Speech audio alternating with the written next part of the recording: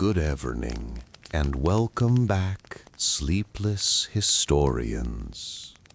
Have you ever wondered why almost every civilization on Earth once spoke of dragons? From the mist-covered temples of China to the cold stone castles of medieval Europe, to the sun-baked plains of Mesopotamia, everywhere people told stories of great serpents and winged beasts. They might have called them dragons, or lang, or naga, but beneath the different names, the shape was always familiar: long, scaled, powerful, a creature born from chaos itself. How could this be? Did our ancestors see the same thing, the same shadow across the ages? Or is the dragon something deeper, a reflection of something we all carry within us? Before we begin, if you're listening from a different country, tell me your country and the time where you are down below in the comments. I love seeing where everyone's tuning in from. And if this story helps you relax, don't forget to subscribe and share it with someone who loves a good bedtime tale. Your support is honestly what motivates me to keep creating these magical and sometimes spooky stories for everyone. Tonight, we follow that question slowly, not to hunt the dragon, but to understand it. Because dragons are not just monsters, they are mirrors, showing us what ancient people feared, what they revered, and how they tried to make sense of a wild and unpredictable world. Our journey begins, as many stories do, at the very dawn of civilization, in the lands between the Tigris and Euphrates. Long before there were knights, or castles, or even kings, there was Sumer. And in Sumerian myth, the universe itself began with the body of a dragon. They called her Tiamat, the mother of chaos, a vast cosmic serpent that swam through the dark waters before creation. When the gods of order rose against her, they fought not just a monster, but the very embodiment of untamed nature. And when they finally struck her down, the world was made from her remains. To the Sumerians, the first dragon was not evil.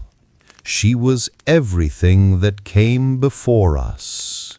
She was the sea, the storm, the unknown. As centuries passed, this idea of a cosmic serpent who represents both life and destruction drifted westward and eastward, carried by trade, by migration, by story, across deserts and mountains, into Egypt, into India, into the farthest corners of the ancient world. And somehow each civilization saw in that story something that felt true to them. In Egypt, a serpent swallowed the sun each night. In China, a dragon brought the rains that fed the fields. In Europe, one guarded treasures beneath the earth. Different worlds, different meanings, but always the same shape. So, what is a dragon, really? A memory of ancient creatures long vanished? A symbol for chaos? Or simply the oldest dream we've ever shared? In the stillness of ancient nights, our ancestors looked into the dark and imagined something alive, something vast, something powerful enough to explain both creation and fear. That imagination gave birth to the dragon, and that imagination is where our story begins. Before there were kingdoms, before there were empires, there was a land of rivers, the Tigris and the Euphrates. Here in what we now call Mesopotamia, the world's first cities rose from clay and water. Uruk, Nippur, Babylon, and with them came stories, stories written not on paper, but pressed into wet clay with a reed stylus 5,000 years ago. Among those stories was one of the oldest known myths about creation, the Enu Elish.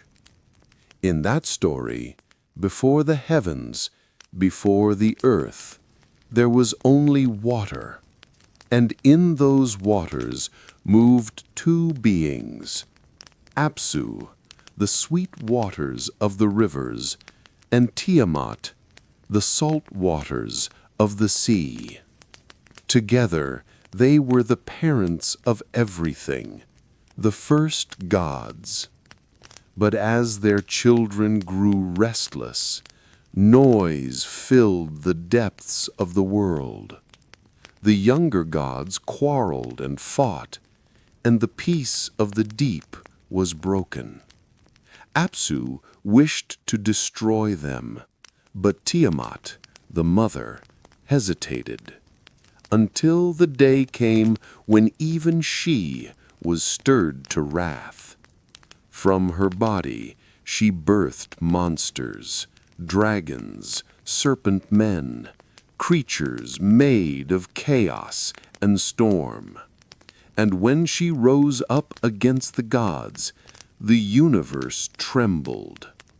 No one could face her except Marduk, the young god of the winds. Armed with his storm and his net, he met Tiamat in battle. They clashed across the heavens, wind and water, storm and sea. And when his arrow struck her, it pierced her heart. Then, with calm precision, he split her body in two. With one half, he made the heavens.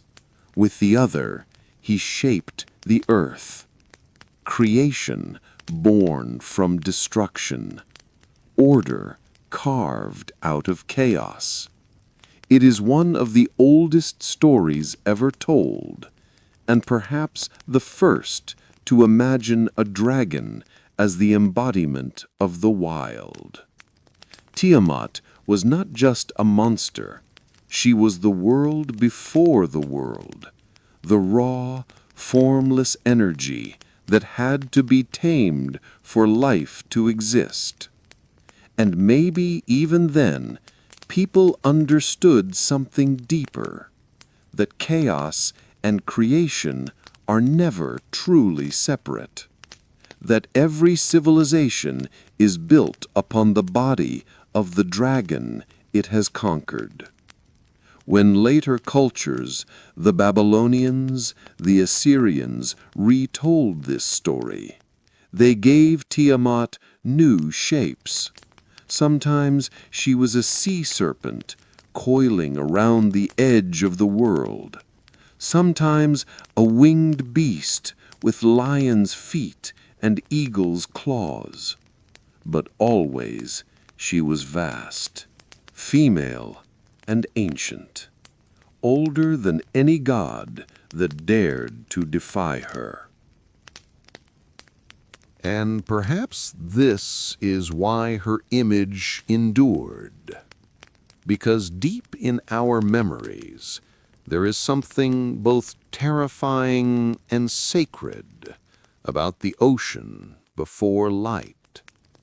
The people of Mesopotamia looked upon that endless horizon and saw the face of their goddess, half creator, half storm, the first dragon.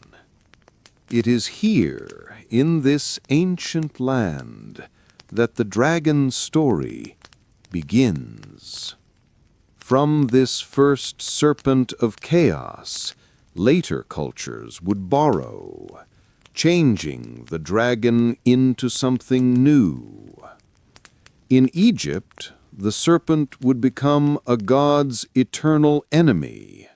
In India, a symbol of rivers and rebirth.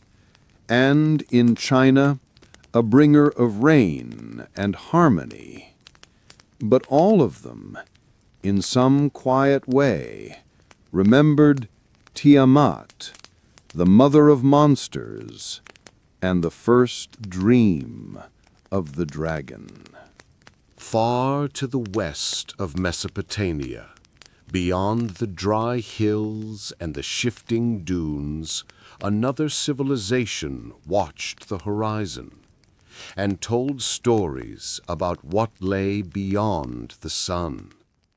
This was ancient Egypt, a land where the river never stopped flowing, and where the people believed that every night the sun itself died. They watched as the light sank beneath the horizon, and they wondered, where did it go? Their answer was both simple and deeply cosmic. They said that when the sun set, it entered the Duat, the Egyptian underworld. There it traveled on a great solar boat, sailing through rivers of darkness, guided by the god Ra. But the journey was never safe, because in the depths of that night river, a vast serpent waited. His name was Apep, or Apophis, as the Greeks later called him.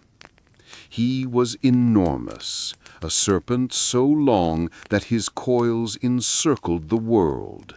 His scales were black like the deepest night.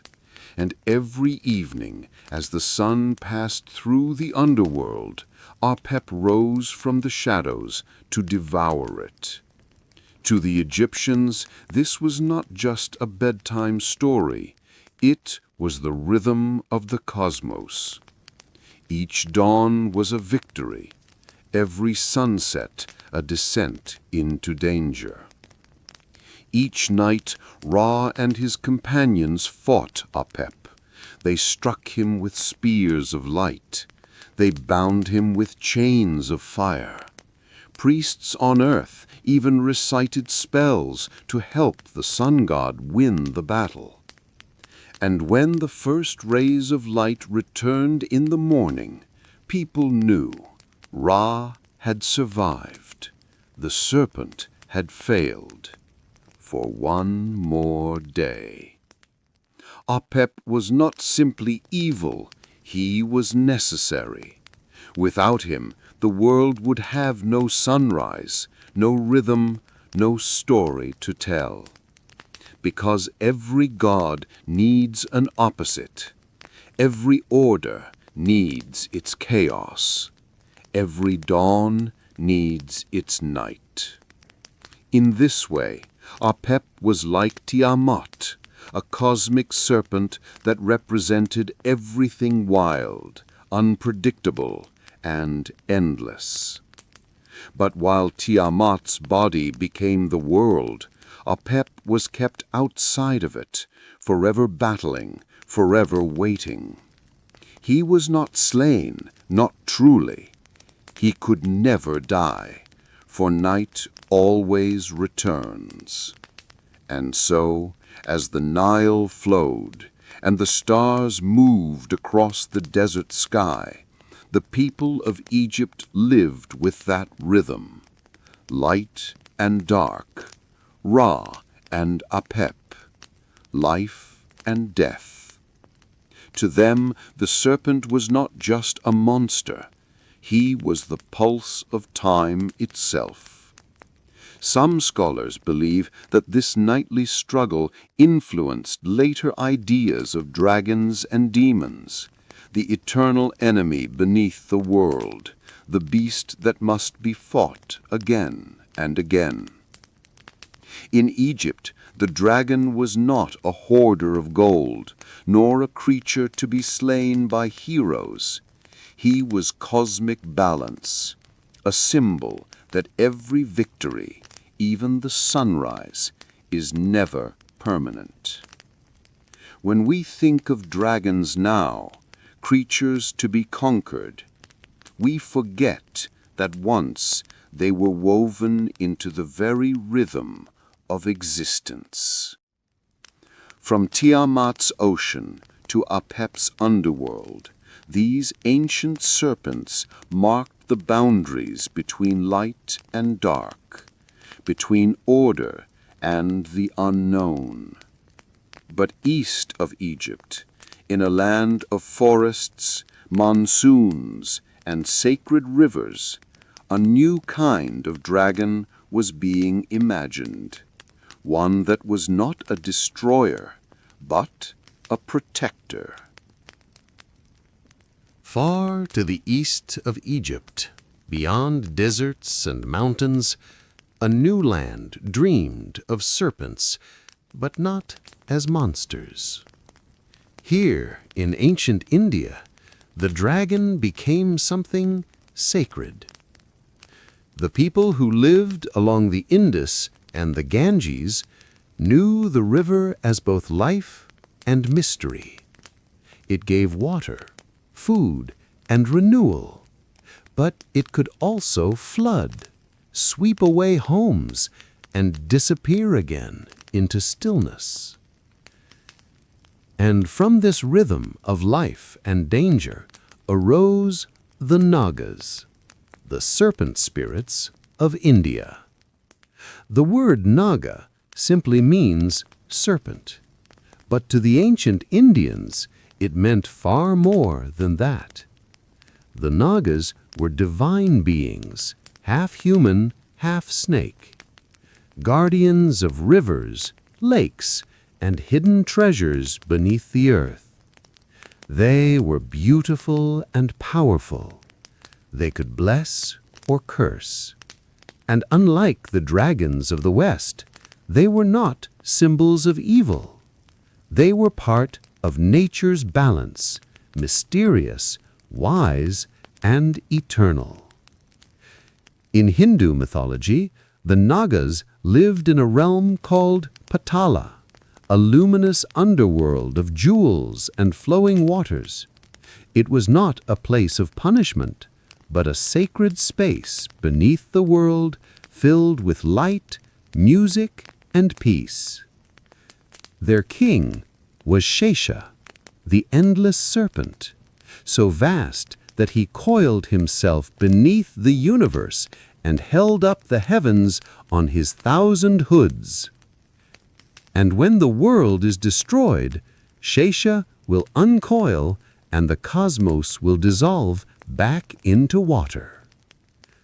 Another great Naga was Vasuki, the serpent wrapped around Mount Mandara during the churning of the ocean of milk, a myth that speaks of gods and demons joining forces to stir the sea of creation.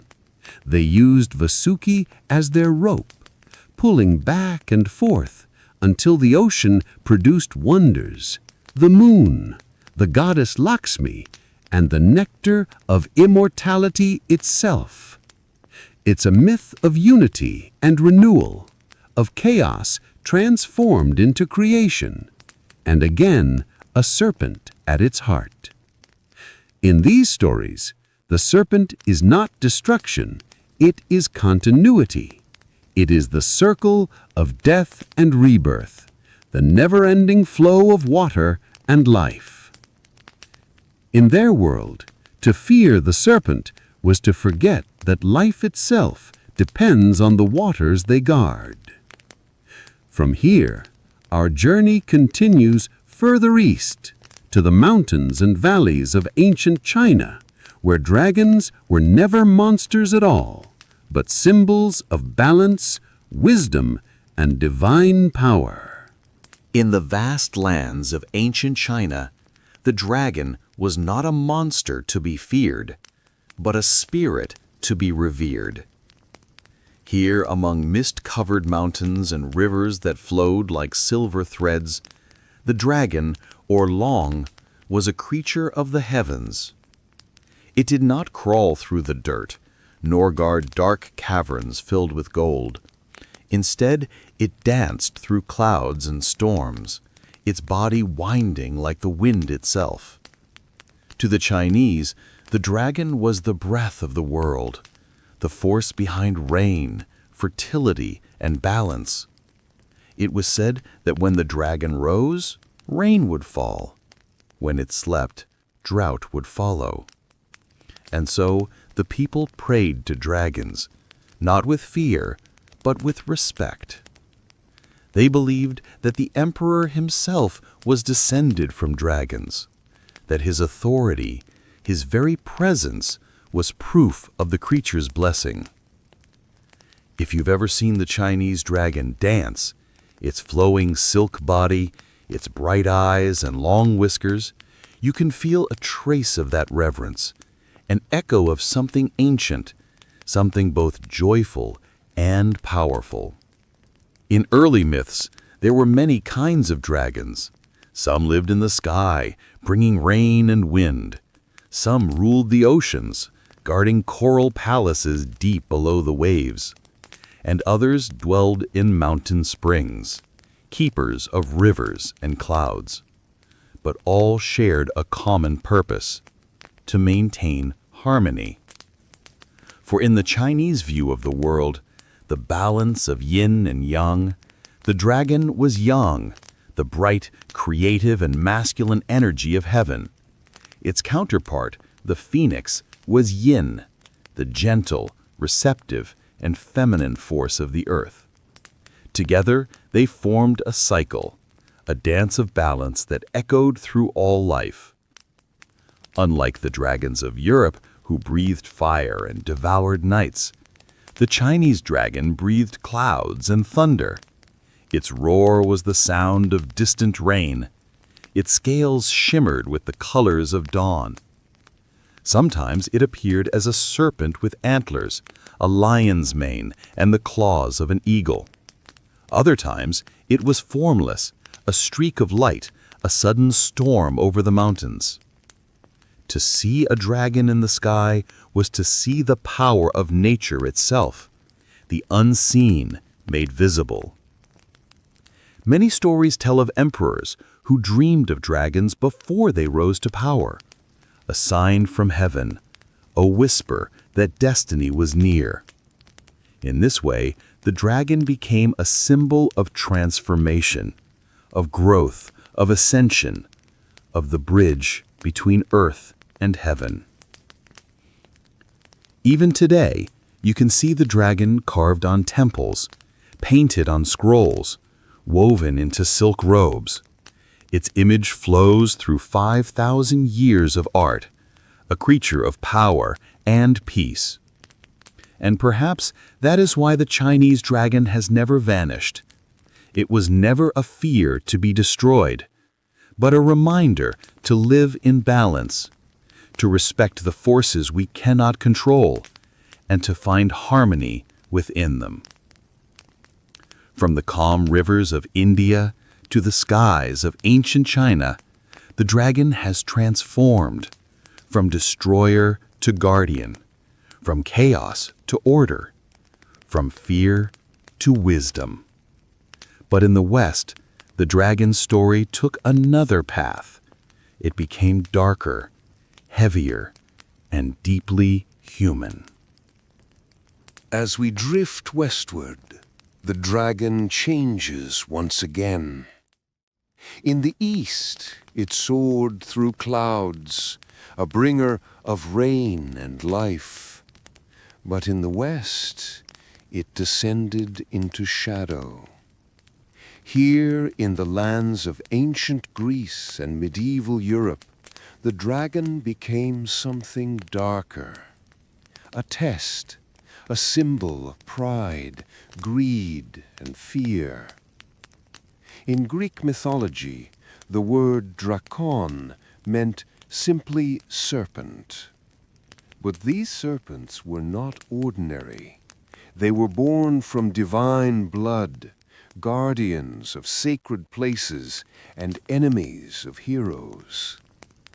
One of the earliest was Python, a great serpent who lived at Delphi. He guarded the oracle of the earth goddess Gaia. But when the young god Apollo came seeking a home for his temple, he slew the serpent and built his shrine upon its resting place. From that moment, Delphi became the voice of Apollo, the god of light and order, speaking from the bones of the old dragon. It is an old pattern, isn't it? The hero of order defeats the creature of chaos, a story as old as Tiamat, as ancient as the sea itself. Another dragon, Ladon, guarded the golden apples of the Hesperides, the fruit of immortality, and it was Heracles, the great hero, who came to slay him. Then there was the Hydra, a serpent with many heads, each one growing back when cut. Only by burning the stumps could Heracles destroy it. The Hydra lived in a swamp, half in water, half in darkness, a perfect symbol of chaos itself. These myths carried a lesson. The dragons were not random beasts, but forces to be faced, manifestations of greed, danger, or forbidden power. As the centuries passed, the dragon crept northward into the cold mists of Europe. There its image grew larger, its wings wider, its fire brighter. No longer a serpent of rivers, but a beast of caverns and flames. In early Christian tales, the dragon became the enemy of saints. Saint George, riding upon his white horse, pierced the dragon's heart to save a village and a maiden. It was not just a story of bravery, but of faith conquering darkness, a retelling of Ra and Apep, of Marduk and Tiamat, reimagined through new eyes. The dragon had now become sin itself, the embodiment of temptation and chaos. But in some corners of Europe, older memories lingered. The Norse told of Fafnir, a man transformed into a dragon by greed for gold. He guarded his hoard until a hero, Sigurd, drove a sword through his heart. And as the dying dragon spoke, he warned the young warrior that greed would consume him too. The dragon of the West was not just an enemy, it was a mirror, a reflection of human desire, of the hunger for power, of the fear that our own creations might one day devour us. Even in Beowulf, one of the oldest English epics, the dragon was not evil for evil's sake. It was ancient, weary, a creature disturbed by men who stole its treasure. Beowulf slays the dragon, but dies in the process. A quiet reminder that every victory over chaos comes with a cost. So, from the myths of Greece to the legends of Europe, the dragon became something deeply human, a symbol of the battles within the soul. To conquer the dragon was to conquer fear, pride, and desire. But to destroy it completely was to forget the ancient truth that chaos and creation are born together. For thousands of years, humans looked upon the earth and saw mystery. A shell embedded in stone, a bone larger than any beast they knew, a skull with fangs curved like moons. Each discovery whispered of creatures long gone, and stories began to form in the silence. In ancient times, there were no words for fossil, no understanding of extinction or of creatures from distant ages. To the farmer who uncovered a massive rib bone, it was simple, proof that something huge once lived here, something with power, something beyond imagining. And so the world filled with dragons. In China, long before modern science, fossils were known as dragon bones. They were ground into powder and used in medicine, believed to hold spiritual strength. To find a dragon bone was to touch a fragment of heaven. Villagers would unearth enormous vertebrae, the remains of long extinct creatures, perhaps dinosaurs, perhaps prehistoric mammals, and carry them to apothecaries. No one could have known that these bones were millions of years old, but the imagination filled in what science could not: a body, a face, a story, a creature that flew through clouds and slept beneath the mountains. In ancient Greece, something similar happened. Travelers in the north of the Aegean found bones buried in the rock, gigantic femurs, great skulls with tusks and teeth. They believed they had discovered the remains of heroes and monsters from the age of gods. Later, the philosopher Herodotus wrote of winged serpents in the deserts of Arabia, a story he said came from the bones he had seen with his own eyes. Perhaps he saw the skeleton of a fossilized pterosaur, perhaps just the bones of a crocodile, bleached white by centuries of sun. But the mind, seeking pattern, made the leap to legend. In Europe, medieval monks found fossilized remains of mammoths and cave bears. They were called dragon bones as well, and stored in cathedrals as holy relics. One story from the 13th century tells of a town in Austria that displayed the skull of a dragon slain by a saint. Today, we know it was the skull of a woolly rhinoceros, a creature that lived during the Ice Age. But to them, it was confirmation that the dragon legends were true. Even in biblical lands, the deserts whispered of monsters. The book of Job speaks of Leviathan, a sea serpent breathing fire.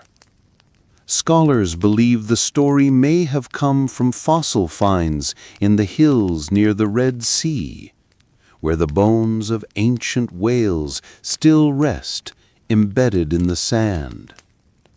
Imagine standing there under a burning sun and finding the vertebrae of a creature longer than any boat, its skull sharp and alien.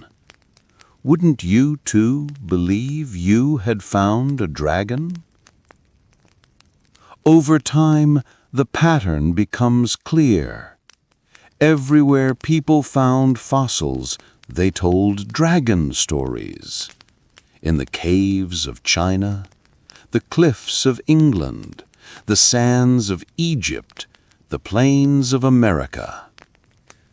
Long before paleontology, myth was our first science. It was how we explained what we did not understand. And in doing so, it gave shape to awe. Even today, some of the earliest discoveries of dinosaurs were first labeled as dragons. In 1677, an English naturalist described a huge fossilized femur as belonging to a giant reptile. He was closer to the truth than he knew. Centuries later, when the word dinosaur was coined, the dragons of stone finally had their true names. But by then, they had already lived for millennia, not in bone, but in memory. So perhaps the dragon is not only a creature of the mind, but also of the earth itself. A memory buried in rock, a fossil dream, a whisper from the deep past that we shaped into story. Across continents, across centuries, the dragon remained. Even when names changed, languages evolved, and kingdoms rose and fell, the image of the dragon never truly disappeared. It slipped from one culture to another like a shadow crossing water, reshaping itself to fit the hearts and fears of those who spoke of it. In Mesopotamia, the dragon was chaos, a force that had to be tamed for the world to exist. In China, it was harmony, the balance of heaven and earth. In India, it was cycle, the serpent that sheds its skin, the renewal of life. And in Europe, it became sin, the beast that must be slain for light to triumph. Different faces, different names, but underneath, the same heartbeat. Why then did every civilization dream of dragons? Why do they appear in stories told oceans apart, by people who never met, who shared no language, no map, no scripture? Some say it is coincidence, but myths rarely form by accident.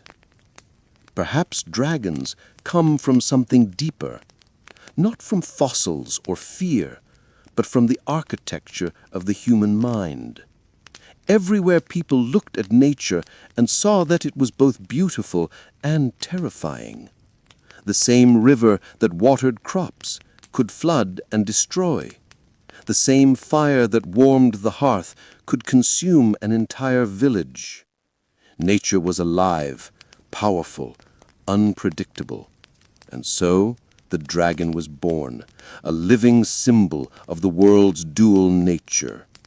To see a dragon was to see the soul of the storm, the mystery of fire, the danger of water, the untamed life that humankind could never truly control. But there is another truth. The dragon is also a reflection of ourselves. Every culture imagined dragons as vast, powerful, intelligent, and often deeply emotional. They hoarded treasures, protected sacred spaces, or tested heroes on their journeys. In each version, they were mirrors of greed, of wisdom, of fear. To fight a dragon was to face the part of oneself that longs for power, that refuses to yield, that hides in the dark places of the heart. Psychologists would later call this the shadow, the hidden, untamed side of the human soul. And so, in myth, the dragon became that shadow made flesh. In stories, heroes did not simply destroy the dragon. They transformed through the act. When Siegfried killed Fafnir, he gained wisdom, but also inherited the curse of greed. When St. George slew his dragon, he became a symbol of faith. But the dragon's death also marked the fading of older gods. Every victory over the dragon was both a triumph and a loss. And yet, there are stories where the dragon was never slain, where it was befriended, respected, or simply allowed to sleep. In Eastern tales, dragons were teachers, guides of emperors and sages, symbols of balance, not battle. Perhaps these stories hold a wisdom we have forgotten, that harmony is not found in destroying chaos, but in living beside it. The dragon is not only chaos, it is also creation. In the Babylonian myth, Tiamat's body became the world itself, her ribs the sky, her tears the rivers, her breath the wind. In death, she gave birth to order. And in Chinese myth, when the dragon moves, it carries clouds and rain, bringing life wherever it passes. Each myth tells the same story in a different tongue. From destruction comes renewal, from fear, wisdom, from the unknown, understanding. Perhaps that is why the dragon endures. Not because we believe in it, but because we need it. It represents everything that cannot be tamed in the world and in ourselves. Even now we see dragons in our stories, in films, books, dreams. They have changed form again. Some are wise, some are monstrous, some are lonely, waiting beneath mountains of forgotten tales. But always they speak to something ancient inside us, a memory of awe, a reminder that there is still mystery in the world. And when we dream of dragons, perhaps we are not dreaming of beasts, but of balance. The part of us that fears the dark, and the part that reaches for light, meeting in the middle. In every age, we have needed the dragon to explain the unexplainable, to give shape to wonder, to remind us that the unknown is not the enemy, but the beginning of every story. For thousands of years, people have whispered of dragons. They carved them on temple stones, painted them on walls and vases, and told their children that these creatures once ruled the world. But perhaps the truth is simpler. Perhaps dragons have always ruled only one kingdom, the kingdom of the human mind. In every age, they have changed shape. In Mesopotamia, they were storms and oceans, the wild chaos from which life began. In China, they were wisdom and power, the rhythm of rain and river, the dance of balance between earth and heaven. In Europe, they became monsters and mirrors, guardians of gold, symbols of the human struggle against darkness. And in every story, they spoke of us, our fears, our dreams, our endless attempt to understand the world we live in. When ancient farmers found fossil bones, they saw dragons. When storms broke over mountains, they heard the beat of dragon wings.